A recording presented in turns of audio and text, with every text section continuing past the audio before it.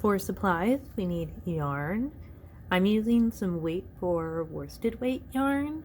I would recommend using DK weight or worsted weight yarn in acrylic or wool or cotton, whatever you have on stash or in your stash that you think you'd like to wear in your hair. And then I have a matching hook, so I'm using a 4mm hook, and then just a needle to sew in my ends and a hair tie. Okay, let's get started. So we're essentially going to be building up a skinny long rectangle. So the first thing I want to do is create a foundation chain. So I'm going to make a slip knot, place that on my hook, and I'm going to chain 11.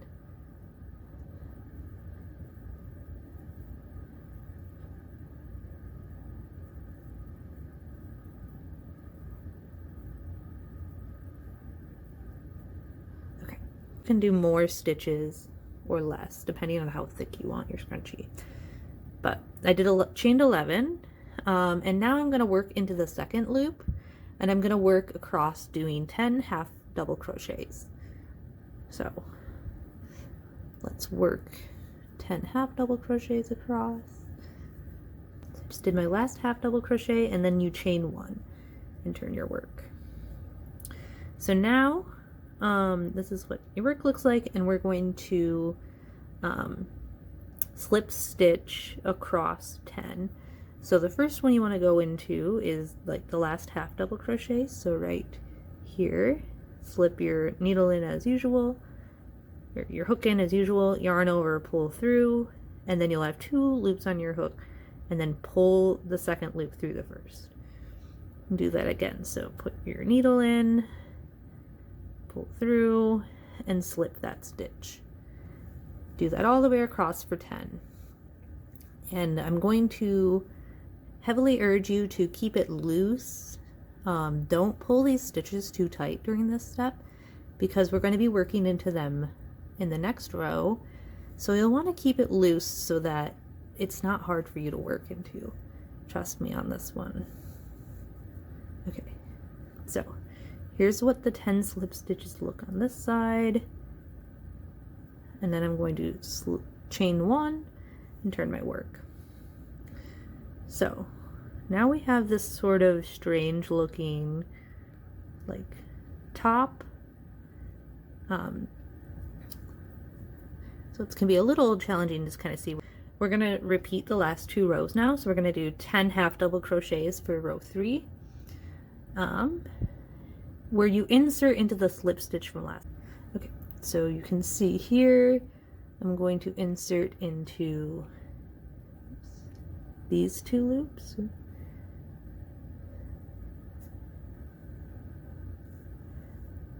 And make a half double crochet. So you sort of can like turn your work to see the slip stitch back there.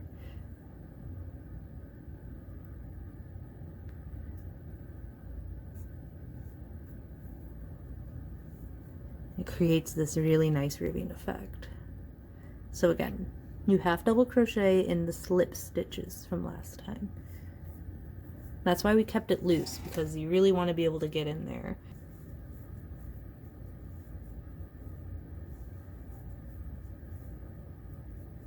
Okay, coming up on the last 2. And now the last one, which can kind of be a challenge to see in time. Okay. Awesome, and it gives you this really nice rib, you can see. Chain 1, turn your work. So this is like the wrong side of the work, and the side that we're going to do the slip stitches on. So now we do another slip stitch row, so you insert here. Keep it loose. You can really do this quicker if you keep it loose too.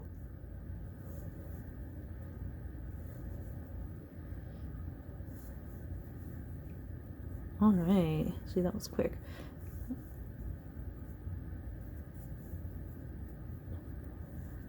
So now row 5, we're going to do 10 half double crochets again, and then keep repeating this, repeating 10 half double crochets and 10 slip stitches. So here's how it looks after 30 rows. It's either, this is the front side and this is the back side. So this side's like smoother and this side has the nice ribbing detail. And yeah, I'm just gonna keep working it up this way until this panel reaches about 15 inches. Alright, so I worked that stitch until my piece measures about 15 inches long.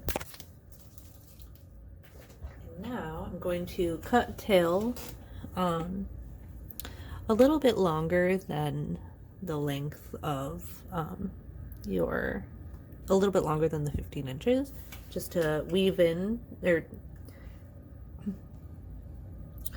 And now I'm going to cut off the end, leaving a really long tail. Connect these two ends in a circle like this, making sure you don't have it twisted, and start by seaming across this way. You can use any seaming method you prefer here.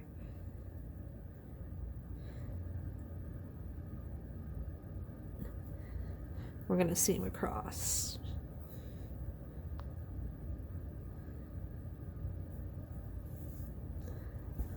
Alright, so that's how that looks now.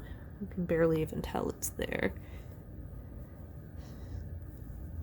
Because of the ribbed texture, no matter what seaming method you use, it probably won't be too noticeable in the end.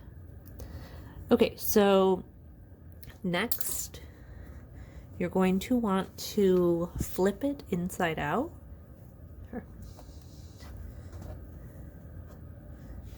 And then put the hair tie around it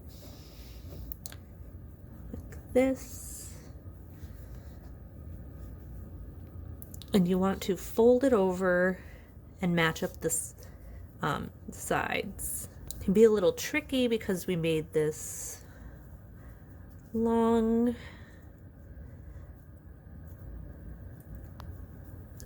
It's sort of tricky to see what's going on at first, but as you make your way around the circle, it starts to like make more sense, I'd say.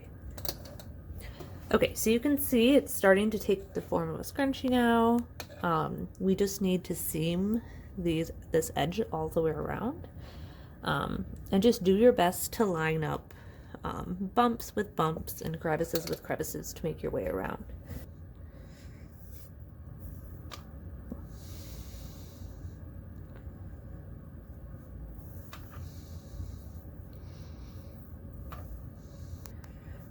See the scrunchie forms taking shape, so I'll check back in when I'm about halfway around. Here's how it's looking, like 60% of the way around. Alright, so I made it all the way around with my seaming, and it's pretty much done. The last step is just to weave in any ends you may have had. So I'm going to weave this end in quick. You can also, I like to sort of shift the seam to be in the center. There. Now you're done. Yeah, so cute. So let me know what you think of this scrunchie. And if you make one, please tag me in pictures or send me a DM on Instagram with it or something like that. But thanks so much for joining me. I'll catch you guys next time. Bye.